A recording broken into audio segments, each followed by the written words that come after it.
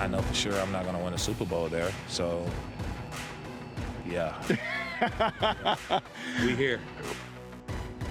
Demarcus Lawrence caught some attention on social media from former and current players. So Iisha Morrison with thecowboys.com joining me tonight. And this is where we're starting, Iisha, because, man, I heard you chuckle when they were playing it. I think that was the sentiment across social media.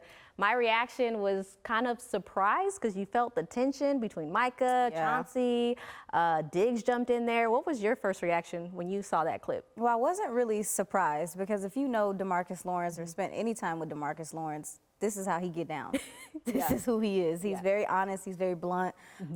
And in regard to what he said about the Cowboys, I mean, we cover the team, we care about the team, but we have to be realistic about where they stand. And if that's how he feels, that's how he feels. We can't take it from him. Right. And like stood on business and it's time to move on. New group, free agency. Cowboys are actually making moves, a lot more moves than we saw this time last season. So let's start on the defensive side of the ball. What has stood out to you that you're like, yes, they did that? I mean, they brought in linebacker Jack Sanborn from the Chicago Bears. I think that him coming to the linebacker room and his run stopping ability adds some more temperament to that room. Obviously, DeMarvion Overshown is still going to be recovering from the ACL and some of the other things he dealt with. So we don't know what this linebacker room is going to look like. Right now, you have Maris Leofau, and that is it. So adding some linebacker depth as these guys get back from injury is going to be important as well. I think the way that he plays the run, like I said, the aggressiveness that he plays with, the tenacity that he plays with, he wants to stop the run, is something that the Cowboys could use because they struggled in that department last year again.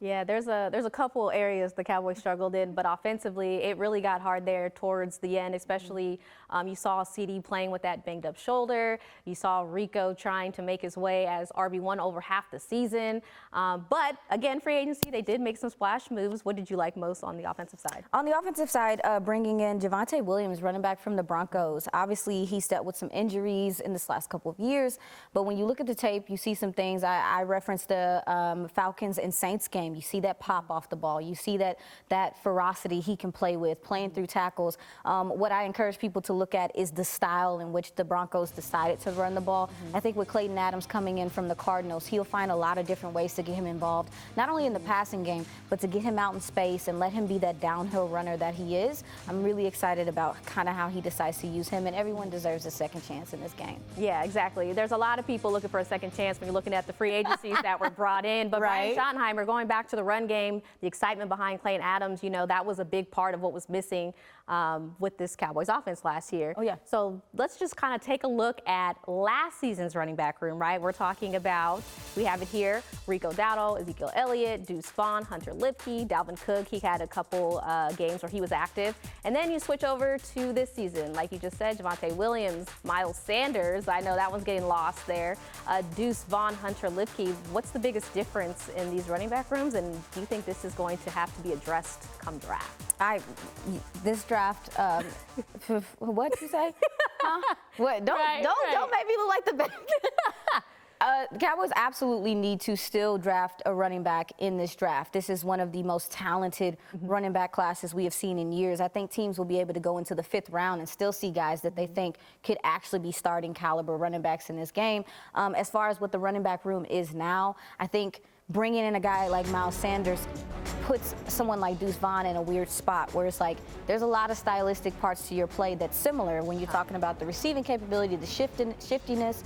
Hunter Lipke is a guy that I'm very interested in seeing what Clayton Adams chooses to do with him being that fullback, but he is a running back that has receiving capabilities, and Clayton Adams really likes to use those guys as kind of Swiss Army knives as right now. And obviously with Javonte, I think that we'll see his physicality, him be that third down back, and also to do some things in the red zone as well. Like you said, Cowboys could possibly use Lipke more than we saw last season. They added 2 in free agency. So I got to ask you, because Cowboys Nation is they want Jeanty, right? They want them. He could be available with that 12th overall pick. If he is, do you feel like the Cowboys should or could take that? Without a doubt. One thing about the running back position that I've noticed in the last, maybe 3-4 years is that if that running back has receiving capabilities, I think it changes the conversation. I know a lot of people are a little hesitant to take a running back that high, But we see teams like the Lions use Jahmyr Gibbs as a receiving option, and it really puts a lot of stress on defenses because they don't know if these guys are staying in the block, they don't know if they're going out. But when you can use them as third down options and things like that, or use them in the slot, it changes the whole defensive outlook. So with Jeanty has the ability to do some receiving things as well. So I'm totally okay with it. I'm fine with it.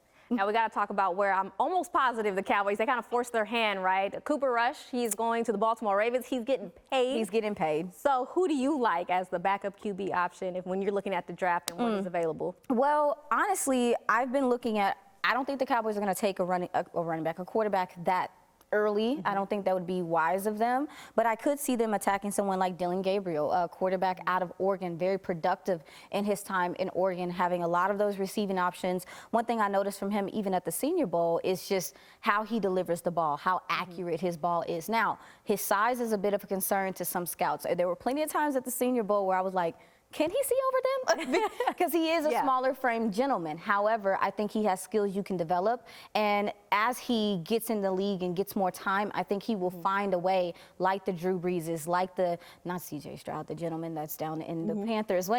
When you get that time and that experience, you learn how to maneuver the pocket, even if you're smaller. So I'm looking for Dillon Gabriel possibly to be a guy that maybe the Cowboys look at in there as It's going to be an interesting draft. It's already been an interesting free agency. Thank you so much, Iisha, for joining me tonight. Appreciate you.